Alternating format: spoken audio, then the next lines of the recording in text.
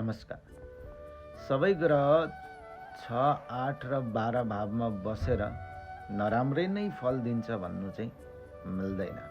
त्यसको लागि विश्लेषण आवश्यक छ। सबै ग्रहलाई केलाउनु पर्ने आवश्यक देखिन्छ। 6, 8, 12 भाव मोस्ट इम्पोर्टेन्ट भाव हो र यहाँ बसेका ग्रहहरू नराम्रा नै हुन्छन् भन्ने छैन।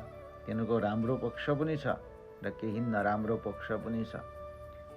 उदाहरण यहाँहरूलाई दिउँ, जस्तो प्रकारले कसैको शुक्र ग्रह 12औं भावमा छ भने त्यो शुक्र ग्रह 12औं भावमा गएको कारणले गर्दाखेरि व्यक्तिको जीवन लग्जरी हुन्छ, लाइफ लग्जरी हुन्छ, अपार सम्पत्ति हुन्छ, अपार धन हुन्छ।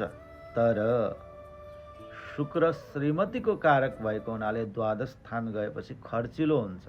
खर्चिलो ठाउँमा गएको कारणले गर्दा फेरि त्यो व्यक्तिको दाम्पत्य जीवन है, पुरुष छ भने त्यो व्यक्तिको लागि डबल श्रीमती या 2 विवाह, 3 विवाह, म्यारिड लाइफ असक्सेस आदि कुराहरूलाई दर्शाउने गर्छ। यदि स्त्री विशेष छ भने त्यहाँ केही फरक हुन्छ।